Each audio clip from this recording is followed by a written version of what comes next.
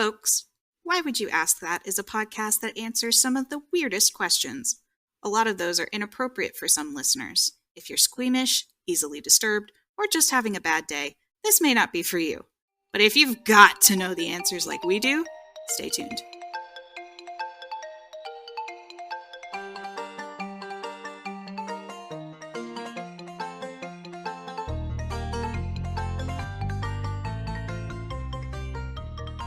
Why Would You Ask That? Hosted by me, M, they, them, and Karen, she, her, and Remy, he, they.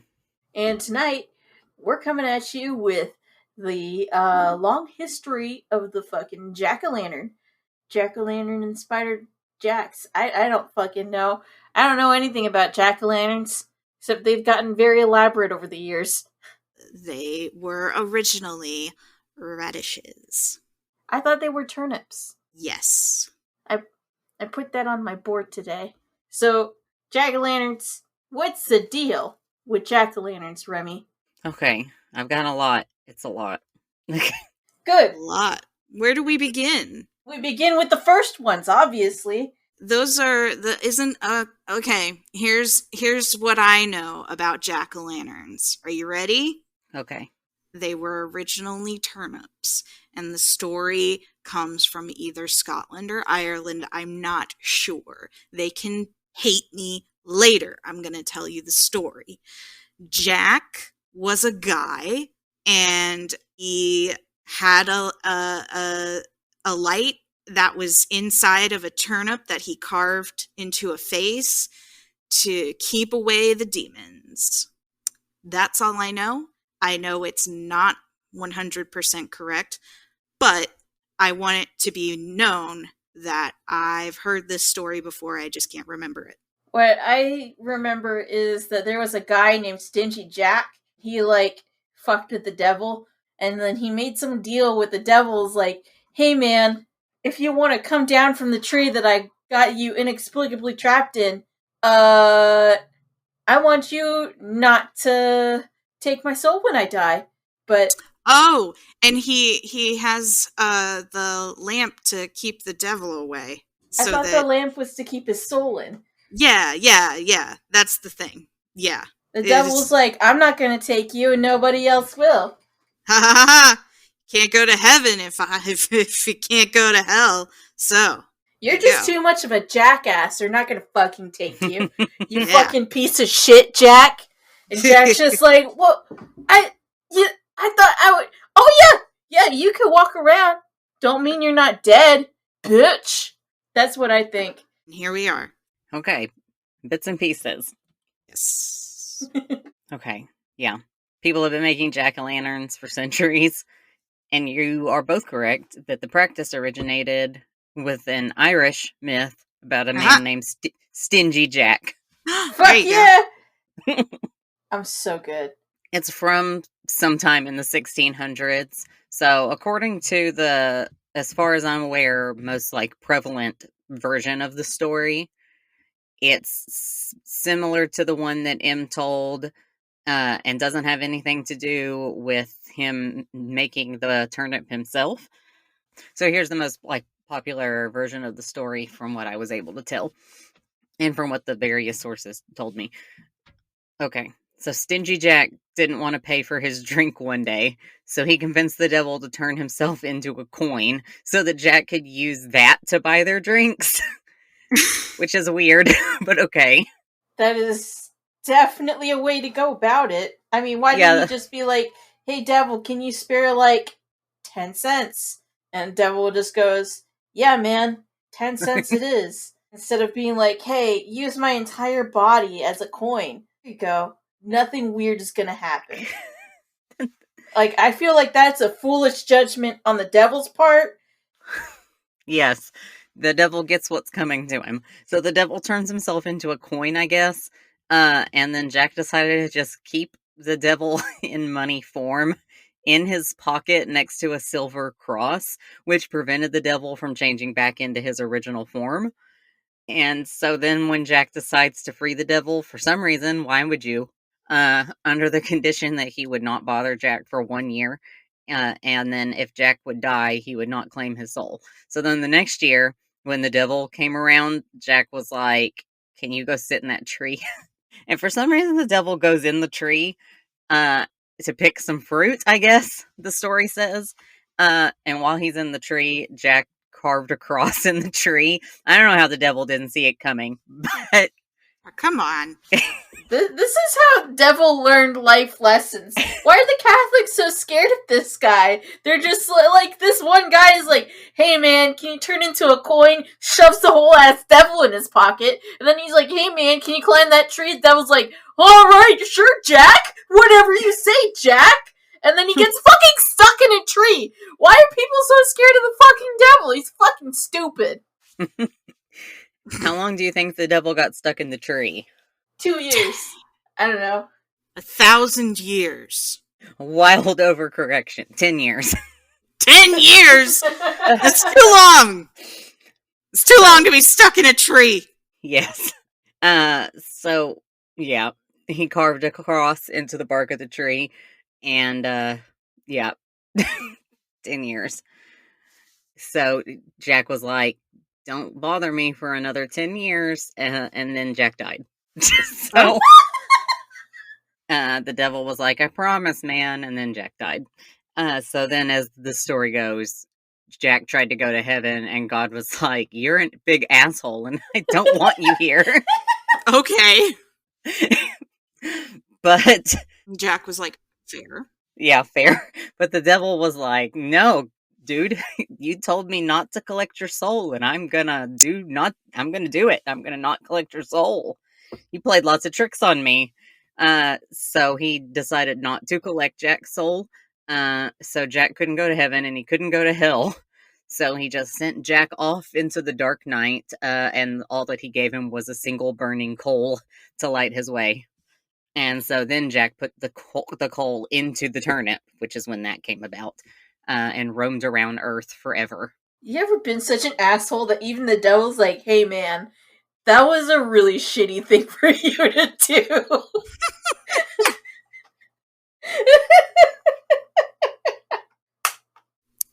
You gotta be so bad, even Satan doesn't want you. Satan just is like, "That, wow, man. No." Bro. Yeah. And then there's another folklore from right around the same time, which I know you both heard of, surrounding false fire or marsh gas, which will-o'-the-wisps. Yeah. We love those guys. I love putting them in stories as various things. A lot of people like putting them in stories for various things. And actually, a lot of cultures that aren't Irish have their own versions of will-o'-the-wisps that are called different things. And that's because marsh gas happens in a lot of places. Anywhere that has marshes and swampy areas has its own marsh gas, because all that is a spontaneous ignition of the methane that is created inside of the marsh because of the decaying plants.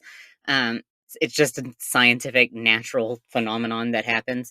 But because it happens all over the place, a lot of places have their own like folklore surrounding the lights that are out in the swamp.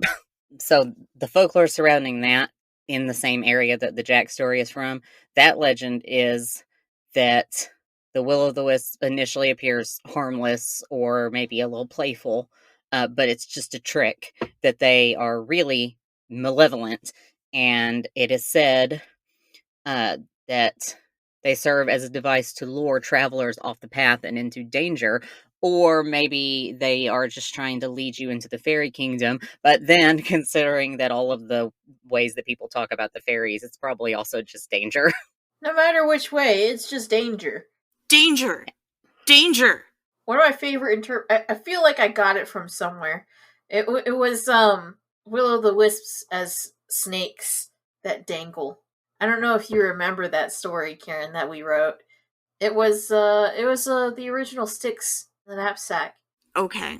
That's what I was thinking. I'm like, that sounds like very sticks in the knapsack. I think I may have done it again with just because I love it so much. It's just basically an anglerfish kind of thing.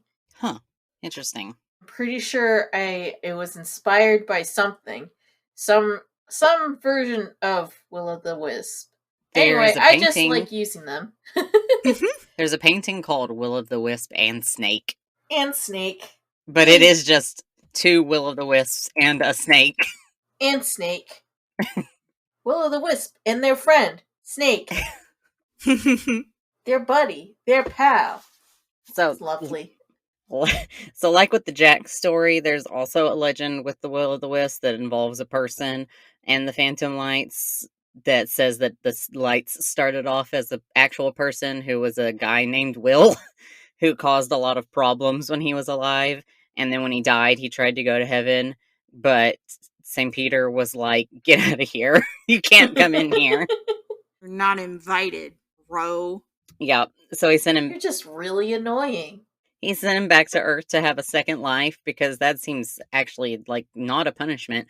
But then Will was an even bigger asshole when he came back the second time. So St. Peter was like permanently banned from heaven. You just permanently can't come in here. Permabanned.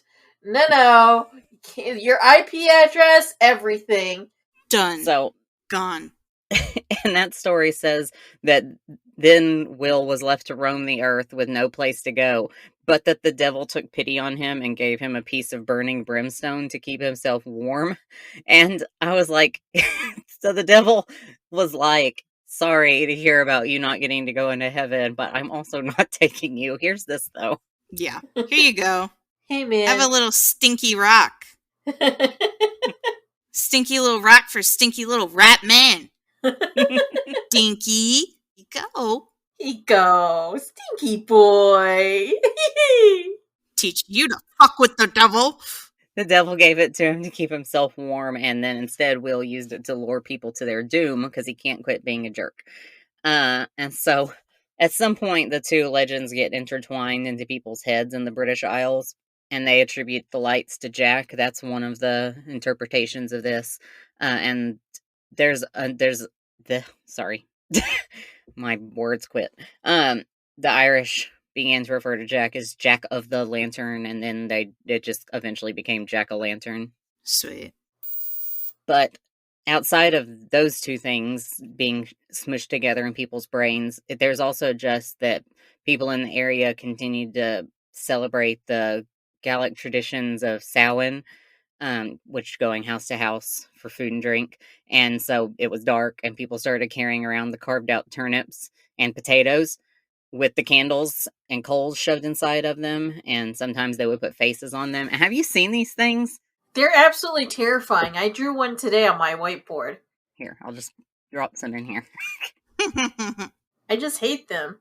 They're just so ugly. Like, I have a feeling it's partly because, they're so, like, hard. Like, it's a little bit more difficult than a fucking pumpkin. Here's one with a light in it. I've never actually seen one with a light in it. I've only ever seen the carved ones without the lights. I remember one Halloween when I was still on Twitter, someone did, like, a play-by-play of them trying to carve one of these out. And they're just like, this is so difficult. Oh my god, it's so ugly. This is the most horrifying thing I've ever made. I feel like I remember seeing that. I think I saw it too. I probably passed it around. It was definitely like one of those things that, people looked at on the internet and went, huh, let's share that. I mean, it just seems, a turnip is like a really hardy, like stiff food.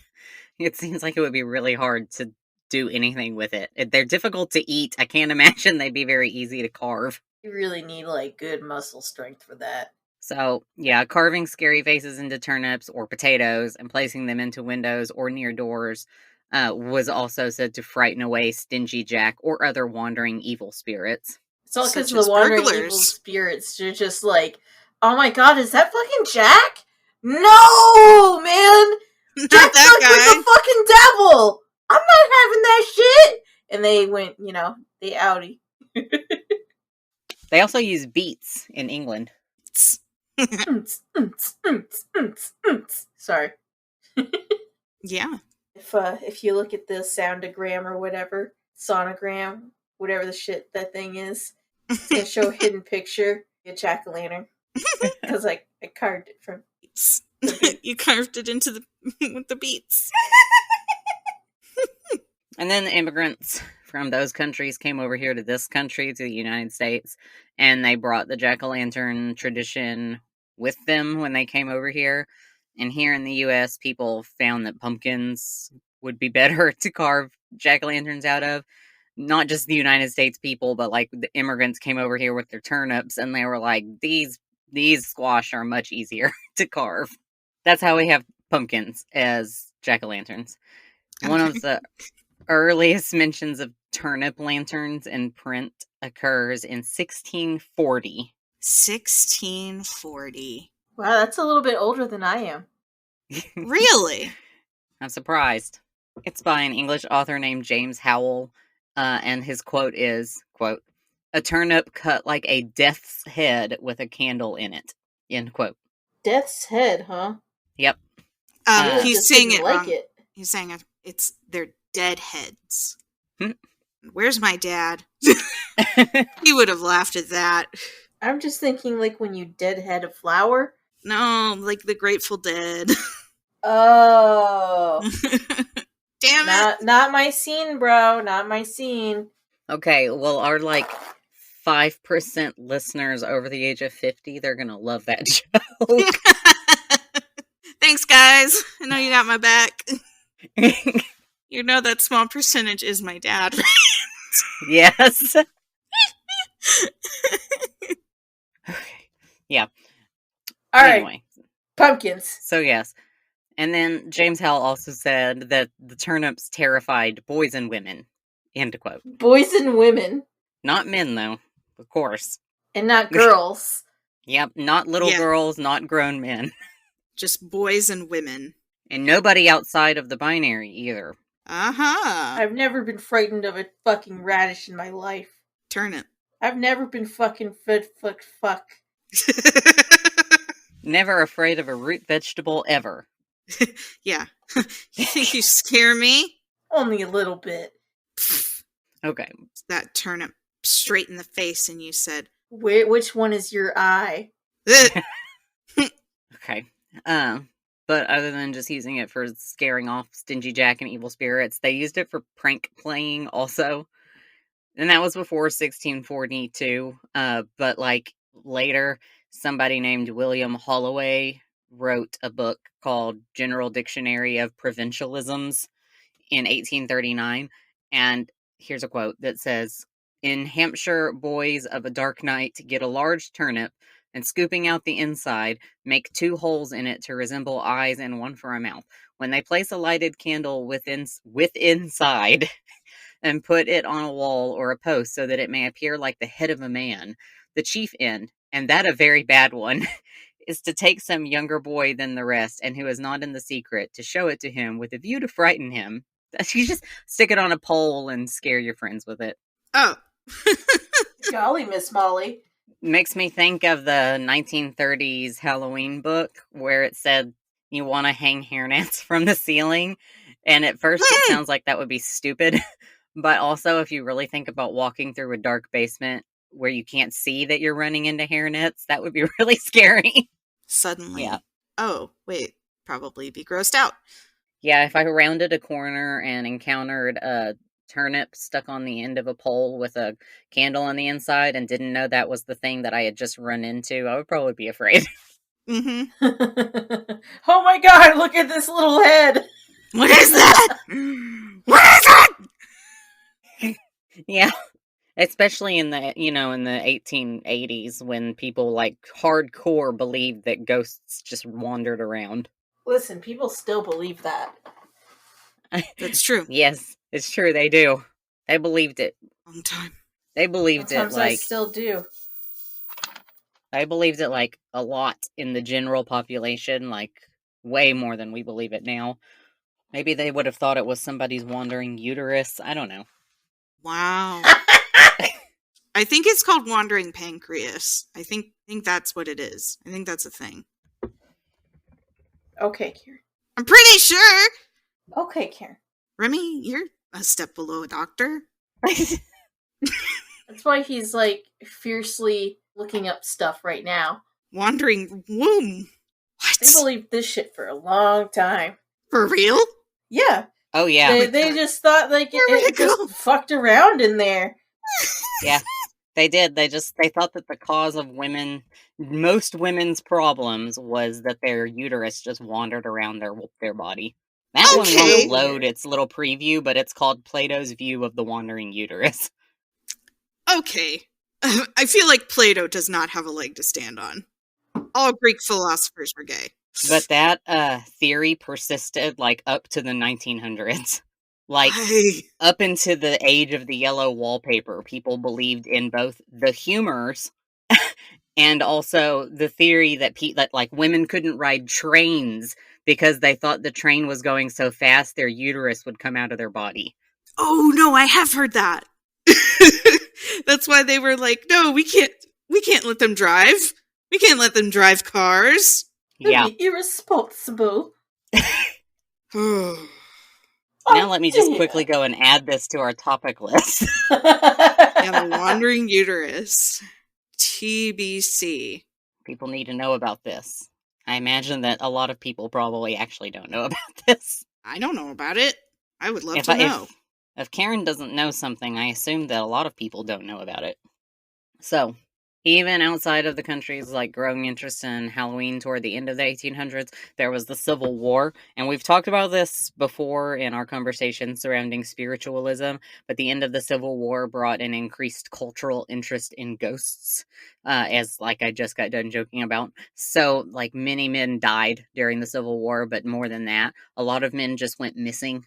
So there were just like a lot of people who just didn't know if their loved ones were dead or alive. So Halloween, with its connection to the supernatural, was a holiday that was embraced by the wider culture of the United States as one that both immigrants and natural born citizens could come together and celebrate as like one that just like connected everybody like through their belief and like a connection to the other side, you know?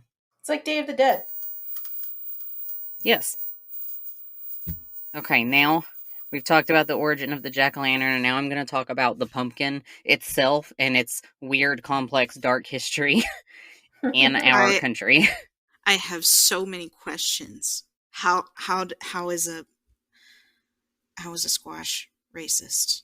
Yeah, so that's it. So the backstory here is that when I was trying to just look up the very simplistic jack-o'-lantern history, is that I thought this was just going to be a very light episode where I was going to tell some funny stories about the jack-o'-lantern's history and legends and stuff, and probably talk about Washington Irving and the legend of Sleepy Hollow.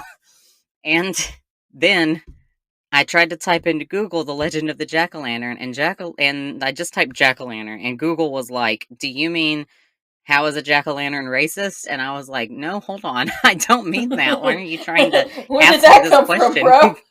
Where did that come from? Because if Google's trying, yeah, Google, are you okay? If Google's trying to pitch that as the very first autofill, it means that a lot of people have looked at it, you know?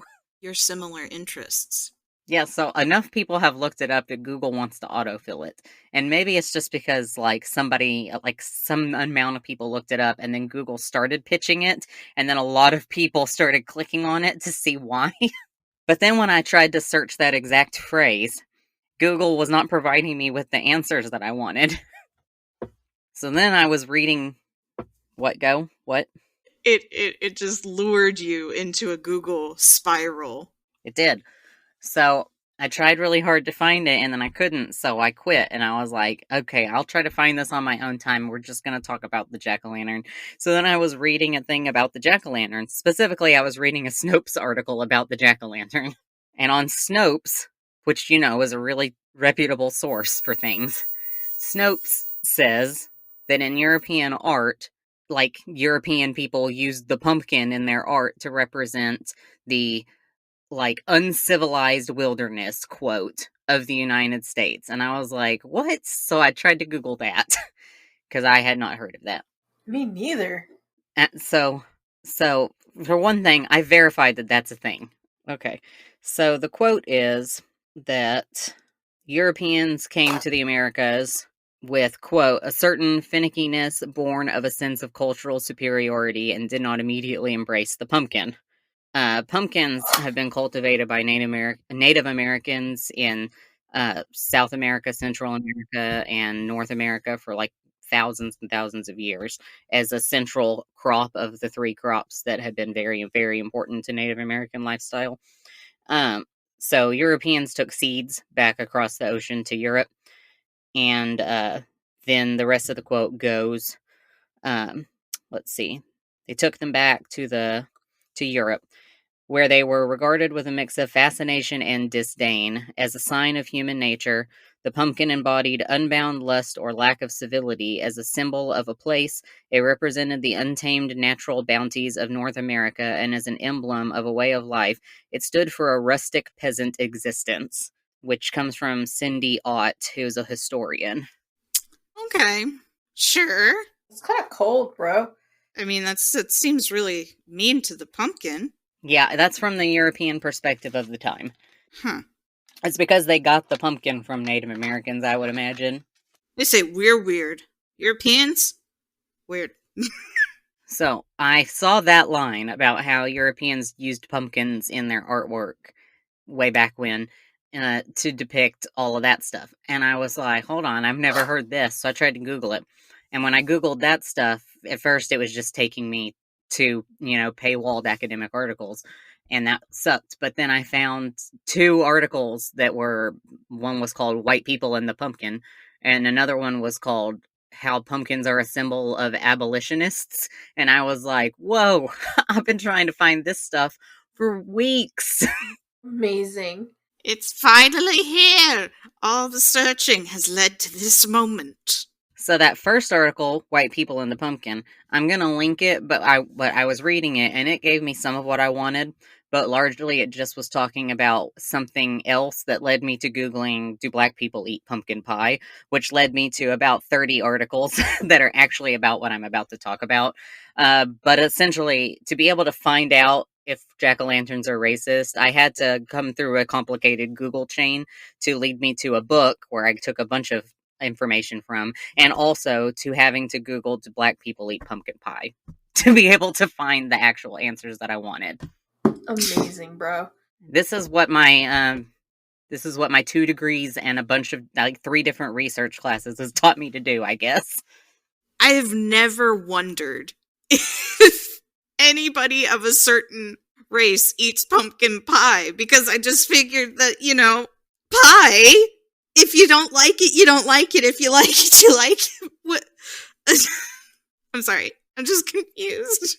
Well, I've never really considered it very much at all. So, whether you knew it or not, pumpkins have always been apparently inherently political. So, pumpkins are among the oldest domesticated plants in the Americas. They were used in harvest celebrations from Oaxaca in Mexico all the way to the northern U.S. for nearly 10,000 years. Wow. Okay.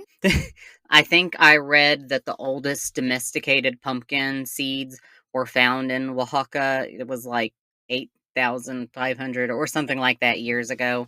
So yeah, just to round up, nearly 10,000 years. So in its original form, the pumpkin was like a little small hard ball that was kind of bitter. Pre-Columbian Native Americans domesticated pumpkins for their flesh instead of for their nutritional seeds and stuff. The pumpkin was one of the first wild plants cultivated for human consumption in America, making it super important to our culinary history, actually. I think we should actually eat more pumpkin. You like pumpkin? I love pumpkin. Really? Yeah. So if we got pumpkin pie, you would eat it? Bro, I ate pumpkin pie last year. Did I not buy a whole bunch of pumpkin pies for us? I fucking love pumpkin pie. I like it too. Josh does not.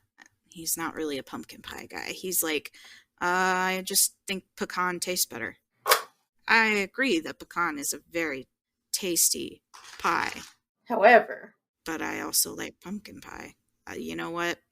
I just like pie in general. You're a pie guy, my dude. I'm a pie guy. I love pies. I think they're delicious. So, pie. Pumpkin. Tell us more about how pumpkin is. Oh, so pumpkins are part of 3 crops called the Three Sisters, which were integral crops to a bunch of different kinds of Native Americans and also people just through all the Americas. I don't have to quantify that. those plants are squash and corn and climbing beans of various varieties. They plant them all together in something called companion planting. They just all plant them right close together. It's got the juice. That kid is so cute. So, now that's just going to be in my head. Sorry, please go on. So what happens is they plant the corn and the beans together in mounds formed by hilling the soil around the base of the plants, and then they plant the squash in between the mounds. That's really efficient. By planting them this way, it increases soil temperature in the mounds, which improves the drainage, which benefits the corn and the beans and stuff. So it just benefits all three of the plants to have them growing together. Nice. Hence 3 sisters. Yeah. So pumpkins have been planted as one of those 3 integral crops for an enormous amount of time, thousands of years. The possibility of having access to something that could be planted, controlled, and eaten meant less need for foraging and more likelihood of settling down in one place. And because of their thick flesh, pumpkins could easily be stored throughout the winter and in other times of scarcity. During the meeting between the English colonists and the Wampanoag tribe, which now we think of as the first Thanksgiving, pumpkins may have been included in the feast. If they were served, though, they would have been just cooked as a savory dish because people didn't eat pumpkins as dessert back then. Yeah, it wasn't. I mean, sugar was in short supply. It was kind of a luxury good. Yeah, that's the word. Thank you. Yeah, it was, but also pumpkins were just not eaten as desserts back then. They were eaten as stews and in soups. My research says that they would have used the flesh and boiled it and roasted it and fried it or mashed it, and the seeds would have been dried and they would have eaten the seeds. In 1672, John Josselyn included a pumpkin recipe in his book New England Rarities Discovered, and it's one of the first recipes that came out of the United States. Oh. Well, hot diggity shit, bro.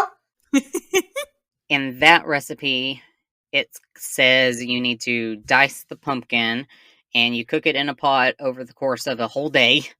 And once finished, you mix it with butter and spices. And in this recipe, it sounds a lot like a mashed sweet potato recipe almost. As a food product, pumpkins have become like synonymous with Thanksgiving. Interestingly, to the rest of this discussion, Thanksgiving is also a thing that has been mythologized as a way to just like cover up ugly history and violence against Native Americans. Yes. Not that pumpkin has anything to do with that. I just find it interesting in conjunction with the rest of what I'm about to talk about. Right. Pumpkin just doesn't have anything to do with that piece, personally. Personally, like, it was there, but, it kind of just stepped back and said, whoa, man. Exactly.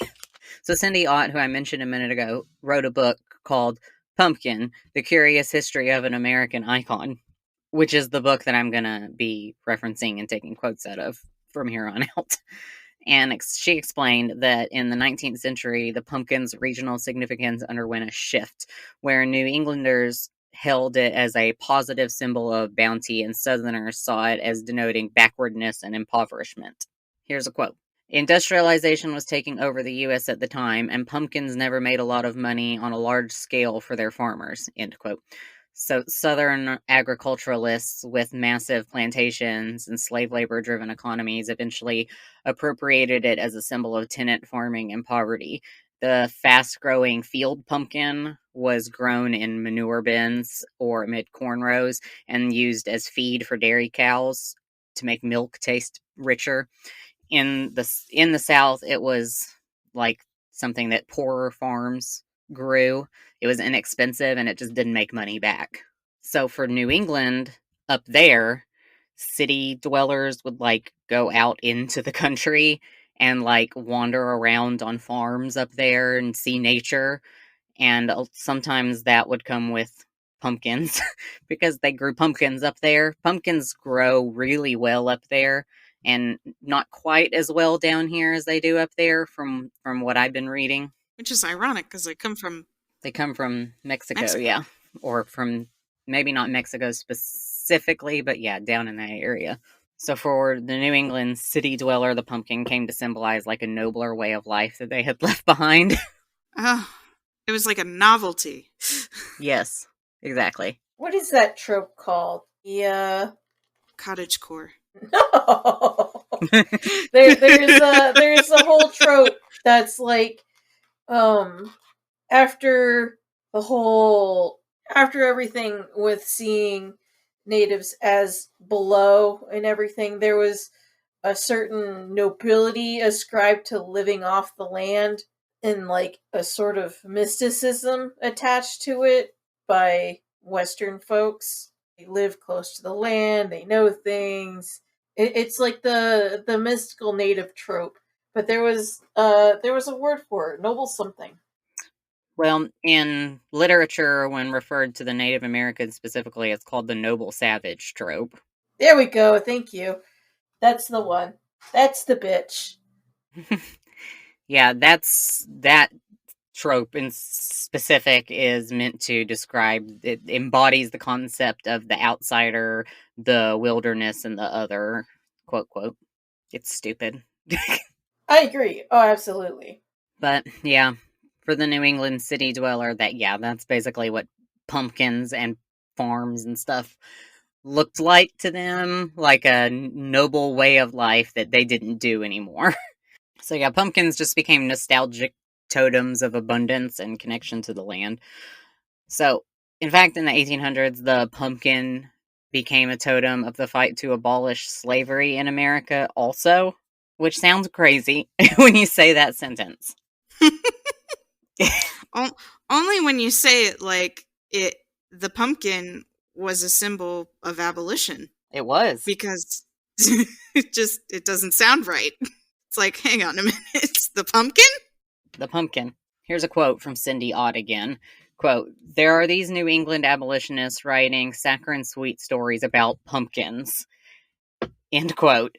And you think that she's maybe exaggerating a little bit when you say they're writing things about pumpkins, but there were odes to pumpkins. But she's not exaggerating. There were odes to pumpkins and stuff. It just said the ode to pumpkin.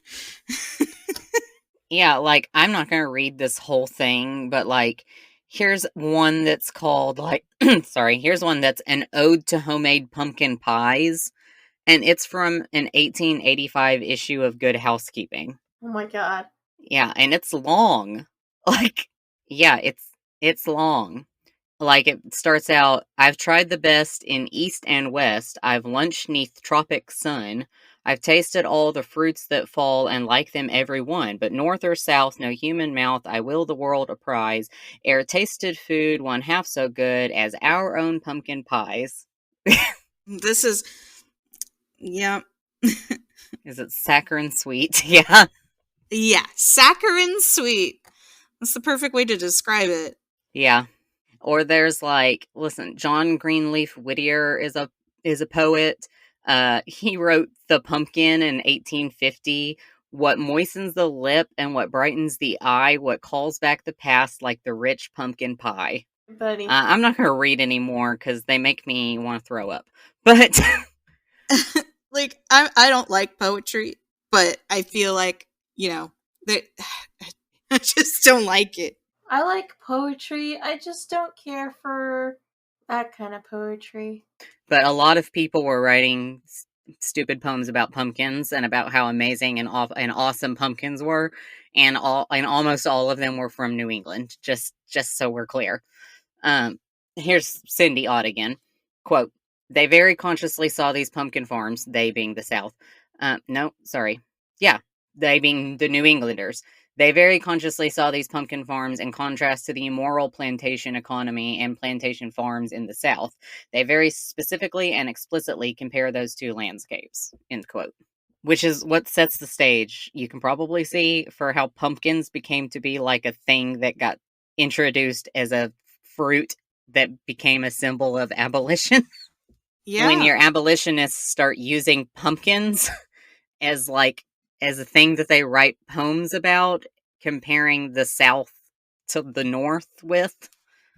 It's a very weird thing, but the abolitionists picked pumpkins as a way to differentiate North from South and morals with immorality. Wow. You wouldn't think that that's the immediate association from back in the day, but here we are.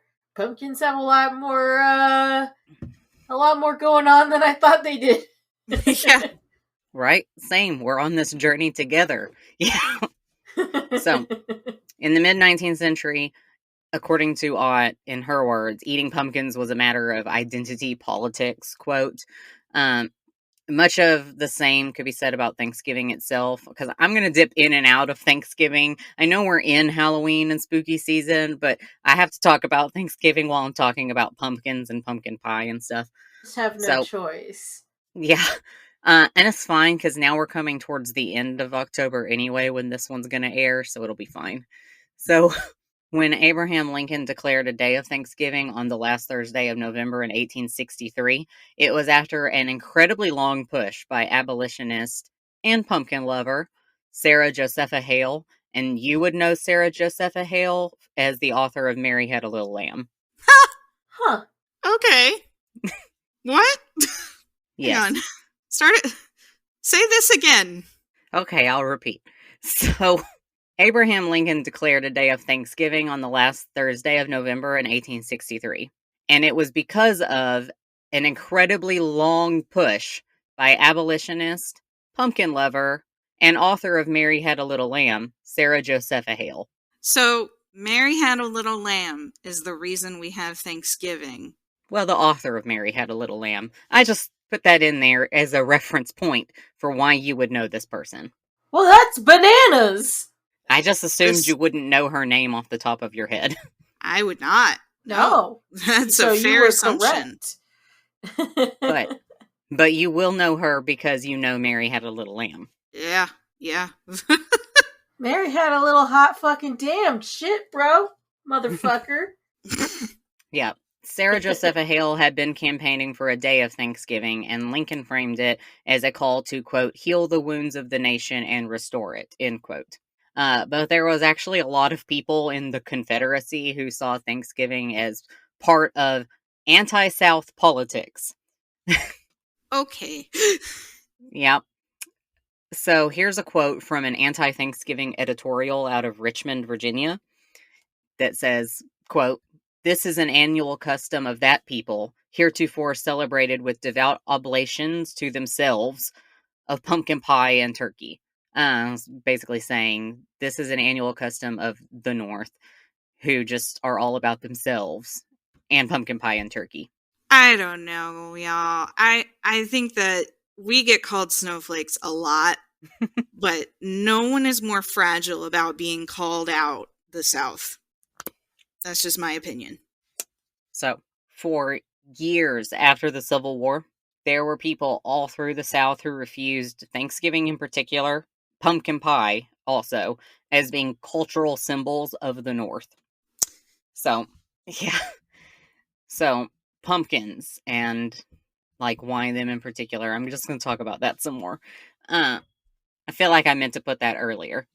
But anyway, as I found more sources, I just sort of tucked things in there.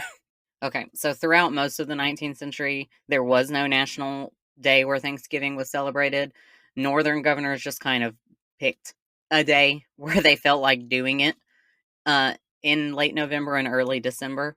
And so where Sarah Josepha Hale comes in is that she started pitching really hard for Thanksgiving to be a national holiday because she really liked Thanksgiving. And if she hadn't have done that, we might not have had Thanksgiving. I mean, we might have, but who knows if it hadn't have been for what she was doing. I don't know if it ever would have. So in 1825, she initiated annual letter writing campaigns to governors asking that they collectively declare the final Thursday of November a celebration of Thanksgiving. She wrote an absolute ton about it. In 1827, she wrote her own detailed account of the first Thanksgiving. She's the one who wrote who wrote this all down as being like this huge thankful feast with the Native Americans and the Pilgrims and so on and so forth. Uh-huh. In it, she describes Thanksgiving as, quote, celebrated with pumpkin pie as an indispensable part of a good and true Yankee Thanksgiving, end quote. Okay. Now, you might see why people in the South might have a problem with Thanksgiving when it's described as a good and true Yankee Thanksgiving. Yeah, now I get it. I get it. You might also see why they have a problem with pumpkin pie when it's also rolled into that language during that time period. So, not saying it's okay. It's stupid, but nothing. But that's it. That's why. But so contrary to what Hale wrote, pumpkin probably didn't actually have anything to do with the first Thanksgiving. As it was like it might have been there. It certainly didn't have any sort of place of pride during that meal. And it might not have been there at all. No one who was there during that meal recorded pumpkin as being served, and they did write down things that they ate. And pumpkin was nowhere there. Yeah, no, but nobody wrote pumpkin down as a thing that they ate that day. Doesn't mean it wasn't there, because pumpkin was an important, crop, as I've said, but it wasn't written down if they did eat it. So Hale wasn't the only one to associate pumpkins and pumpkin pie as a northern-only tradition, despite the pumpkins grow in the South. The first published pumpkin pie recipe just happens to call for northern ingredients. And pumpkin pie largely does use largely northern ingredients still. But, like, back then, it would have been really difficult for people to get these ingredients if they didn't live in the North. So that's, like, spices that are largely available in the North. Things like the squash and molasses are more readily available in the North. So as more states, mainly in the North, recognized Thanksgiving, the pie became closely associated with Northern tradition.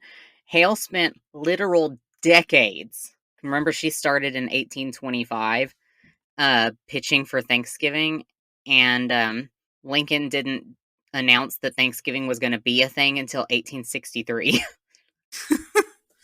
Yeah, it's about 40 years. Yeah, that's a long time. Yes. And when you really want something, I guess you just go for it, bro. It's just like, I need pumpkin pie. I need the day. I need the whole fucking day to really appreciate the fucking pumpkin pie. You do not understand. Yeah, and she didn't just want the day where she was at. She wanted the whole country to acknowledge it on that one specific day and for everybody to eat pumpkin pie on that day. You're gonna eat some fucking pumpkin pie or die. Like it. So she spent those 40 years pushing Thanksgiving on a national level, and then at some point when she started really pushing as an abolitionist, that was also very loud. And if people didn't like her being an abolitionist, they were just going to not like the other stuff either that she was also representing really hard and loud. So she depicted the North's idyllic little pumpkin-filled farms as morally superior to the plantations of the rural South that ran off of the labor of enslaved people. She was very vocal about it. In Hale's opinion, the northern farmer, by the very nature of how they farmed and by their very existence, they were all abolitionists, she wrote. Yes. Okay. She says, quote, I have no doubt that many of the slaveholders would rejoice to have the southern states entirely freed from slaves and cultivated in the same fashion as we Yankees do in the North, end quote. It's wishful thinking. Yeah. Hella wishful. And so as the Civil War got more intense, and Hale and then all the other people that joined in with her continued to push this rhetoric about pumpkins and Thanksgiving and such, commenters in the South began to just reject all of it real hard, which included the pumpkins. Virginia was especially adamant about its rejection. In a letter to Hale, Virginia Governor Henry Wise called Hale's opinions, quote, theatrical claptrap, end quote. Whoa! Okay. And in a Richmond paper in 1856, he says that Thanksgiving in particular was repugnant, and that the holiday was doing nothing. This is still the governor says that Thanksgiving did nothing but push northern idleness and drunkenness and steal the everyday man's wages. These people have really shit. strong opinions about Thanksgiving. Yeah. So, and pumpkins.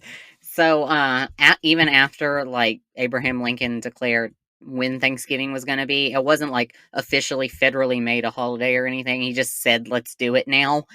So every year, the president would have his address that day, and the southern states would just cancel their Thanksgiving and just move it to a different day out of rebellion. Okay. Wow. It's so petty. Yes. It's very petty. Ugh. One of the sources that actually two of the sources that I read said that particularly in Texas, it was like almost 1900 before Texas stopped doing that. Wow. God. That's fucking amazing. Yeah. It's a long time. Ridiculous. The amount of anger. If they weren't so horrible. Yeah. Yeah. Fight the power. But, oh, racism. No. Yeah. Thanks. So, and as far as pumpkin pie and pumpkins go, just to come back to pumpkins, people in the South resisted eating pumpkins and pumpkin pie on any sort of scale until the 1950s. What? Yeah. According to food historian Frank Clark out of Colonial Williamsburg in Virginia, pumpkin pie itself didn't become a thing people really ate in the South until about the 1950s because of ready-made pie fillings. And because the ingredients were more accessible in ready-made pie fillings, largely that was the reason. Because all those ingredients are in the North and not down here for the most part. And he also said, quote, "It's something that happened as we homogenized the cultures a little bit more with TV and fast food and supermarkets," end quote. And this looped me back around to why I Googled, do black people eat pumpkin pie? It was because I was reading in several sources that what replaced pumpkin pie in the South was sweet potato pie. And that why this is interesting is because the southern states refused to eat pumpkin pie and instead ate sweet potato pie, and they got sweet potato pie from their enslaved West African cooks. Yikes. Yeah. So the cooks in the plantation houses brought with them a love of yams from Africa. Yams and sweet potatoes are not the same, just in the event that anybody isn't aware. Sweet potatoes are dicot. Yam is a monocot. Okay. Sorry, that's all I have. That's the difference. Beautiful, Karen. To that from a TV show. The Sexy Yam Farmer. Farmer, we love those guys. Like, oh, I've heard so much about your sweet potato booth. And he's like, that's funny, because I'm a yam man. That's Kindly explained. Yeah, the yam and the sweet potato originate in totally different places. Yams originate in Africa and sweet potatoes originate in Peru. Ah, okay. Now I can tell you how the taste is different in a minute. I don't know enough about sweet potatoes and yams to have ever bothered to care what the difference is, because I don't like either. Yam is more savory, and a sweet potato is sweeter. That's the difference. Is it? Is that it? Like when you think of an ube chip, that's yam. Is that yam? Is that yam? Ubes? Yeah. Oh, okay. I mean, I knew that it was like a sweet potato or a yam. I think I've heard people call it a purple sweet potato, though, so I think that's why I said, what? Yeah, no, it's it's a yam. See, this is the problem. Okay, yeah, sweet potatoes are sweeter and creamier, and yams have the flavor and texture of a white potato. Yep. Okay, well, there you go. I don't like sweet potatoes, so I like it all, monocots and dicots. I love cots.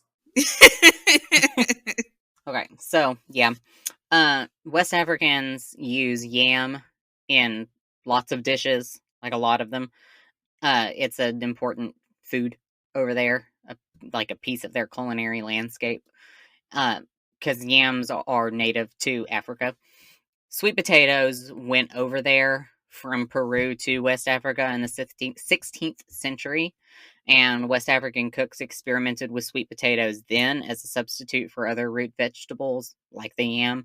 But in general, based on my reading, West Africans in general just didn't particularly enjoy sweet potatoes and called it, according to Adrian Miller of a Washington Post article that I was reading, they called it the white man's yam. Listen. Burn! Oh no. Yeah. So Adrian but it's Miller, indigenous to Peru. yes, I They know. just didn't know. They just didn't. I mean, the person who brought it was the white man, so. The person that brought it was Spanish ships. Adrian Miller in the Washington Post article was one of several articles that I read written by an African American person. So, I'm happy that I managed to actually find some sources that were written like not by white people, because I struggled real hard to find sources at all. Good work, dude. I found it difficult, but we got there. I'm mostly just really happy that I found a source other than that one book and that one historian, because I don't trust anything if I can only find a single source. So finding sources that were written from the non-white perspective was really important to me. Yes. So here in the southern U.S., enslaved West African cooks used sweet potatoes in a bunch of different ways because we don't have yams over here just naturally. And that included making them into pies. And it was through them cooking the sweet potato pies in the big house on plantations that sweet potato pies entered into Black culture, according to Adrian Miller. And they made sweet potato pies because the white Southerners super didn't want to eat pumpkin pies. So Adrian Miller says that despite the fact that sweet potato pies were being cooked and eaten in the big house, it took a lot longer for the rest of the population of the plantation to eat them, because in the antebellum South, dessert was just not a part of the regular meal of the people living in the slave cabins, which makes, perfect sense, obviously. She says that the first sweet potato dessert that was made by the regular Black population was putting a whole sweet potato roasted in the embers of a dying fire. She says, because of the glassy look that the outside would get from the caramelization of the vegetable's natural sugars, they were described as being candied. And she said, only with the advent of improved and affordable stoves and increased access to processed ingredients such as white flour and sugar could African American cooks transition from roasting sweet potatoes to making cakes, cobblers, and pies. And so those desserts became part of the special occasion menu for weekends and holidays, like Thanksgiving. I was reading another website by a Black lady who was talking about how she likes pumpkin pie, but that most Black people that she talks to thinks that she's crazy for liking pumpkin pie. And I'm going to link that because I thought it was just a really interesting read. Because it was called In Defense of Pumpkin Pie, with the subtitle being that people think she's crazy as a Black woman for eating pumpkin pie. And I was like, I didn't think it was this serious. Yeah. No, I had no. But it was like a long blog post about how, she posted on her Twitter why people wouldn't eat her pumpkin pie when she brought it to work. And that all of the responses were things like, Black people don't eat pumpkin pie and stuff. And she mentioned the historical roots of it. And I was like, huh, I had no idea. I'm glad that I know now. Yeah. This was fascinating to learn. The more you know. Yeah. So rather than pumpkin pie, that was beloved by the abolitionist white Southerners, just ate the sweet potato version made by their cooks. It's just crazy to me. Well, it's not, but the white plantation owners stole so much culinary stuff here in the South from their cooks. I don't know. It's just ridiculous. It's a huge bummer. Yeah, it's a huge bummer. Huge bummer. Eventually, pumpkin pie took over with the integration of Halloween into the culture, just so we can connect the two pieces. Halloween pushed pumpkin pie back into the public consciousness of things that people enjoyed. and with jack-o'-lanterns and mass market foods, and even with pumpkin patches and pumpkin spice lattes. I'm a slut for pumpkin spice. Oh, lots of people are. Yeah. I didn't think I liked it, but then I actually finally ate something with it or drank something with it, and it turns out I do like it. I just like the nutmeg, the cloves, the cinnamon, it's just I can't not eat it. I had to explain to my dad the other day. I was like, yeah, I got this pumpkin spice thing, and he's like, ugh, what do you mean, ugh?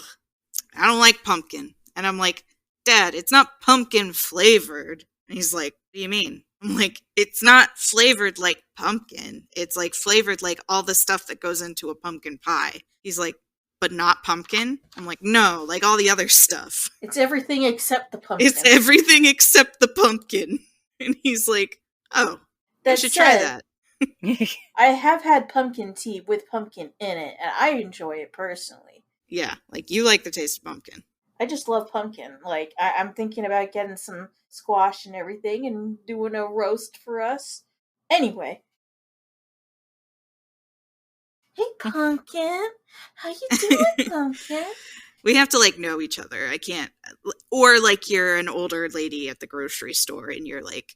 Or you're at a diner and then, like, the lady comes up to you and says, hey, sweetie, how are you, Pumpkin? Yeah. Okay, hope you're having a good day. Yeah.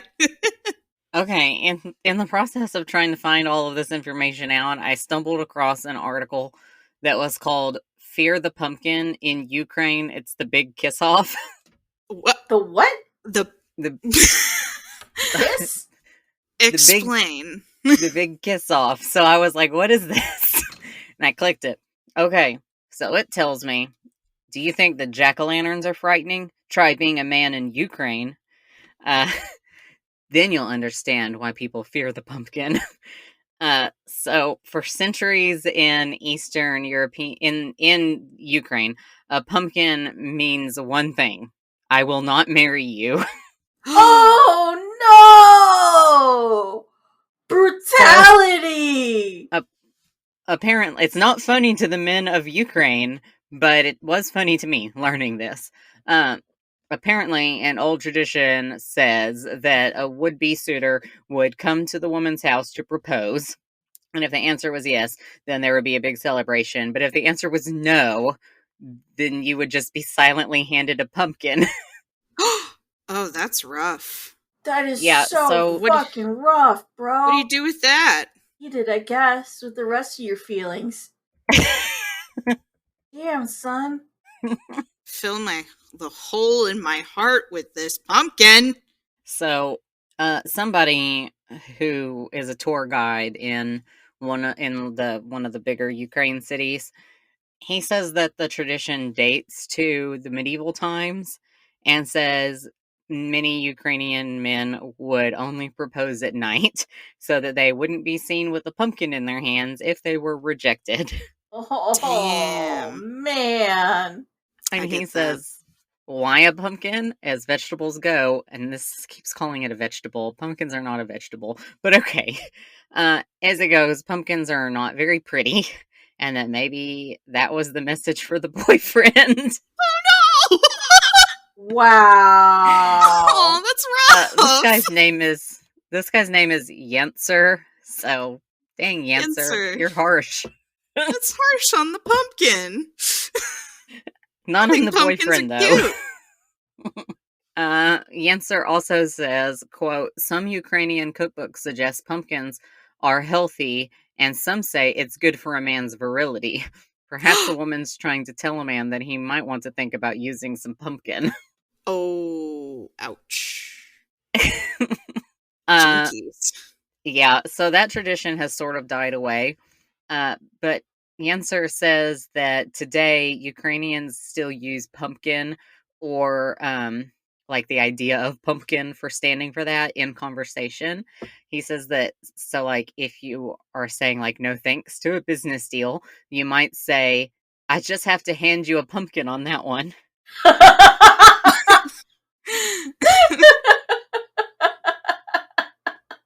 That's pretty good. I'm just gonna have to hand you a pumpkin on that one. He says, oh my god. do you want to protest the president's visit? Hold up a pumpkin. That means you want him to get lost. My god. Oh my god. Rejection. Harsh. Yeah. And then this other person, who's a 30-year-old person, she's named Volodymyra.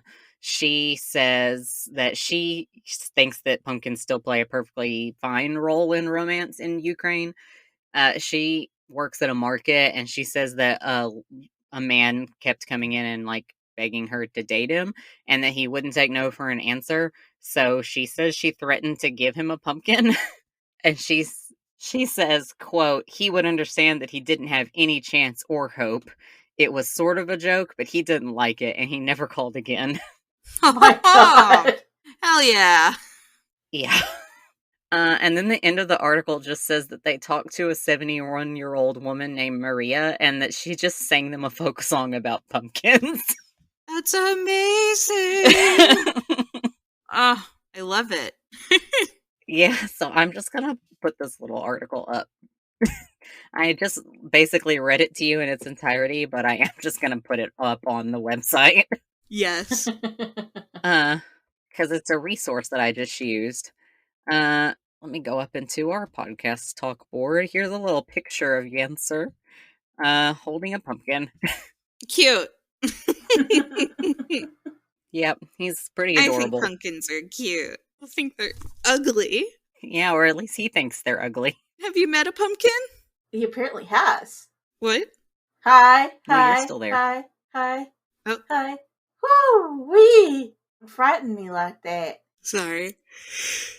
Thank you so much, Remy. I've learned so much about pumpkins. Now I can go into the next season a healthy appreciation. But I'll also take a sweet potato pie. Just want to say that. A pie person. I like sweet potato pie. I like pumpkin pie. I like pecan pie. I'm not really a blueberry pie kind of person, or cherry. Like, I could do apple. I didn't used to, but I do now. I like chocolate pie. I like coconut pie. Lemon meringue pie. Boston cream pie. Yeah, I'm a pie guy. Love pie. Love pie. But thanks everybody for listening. We are very excited to take your questions too, because we want to hear them and we want to answer them, and we are so super qualified to answer questions. So what you can do is you could visit our website, which is whywouldyouskthat.com, and go to that little contact form, throw in a question, or you can email us at whywouldyouskthatpod@gmail.com. So please send us your questions. We don't care how weird it is, how gross it is. Just don't ask any personal questions. That's our one line. Ask your weird questions. That's what we want. So thank you for listening. This is M, Karen, and Remy, and ask us some shit. Thank you. Good night.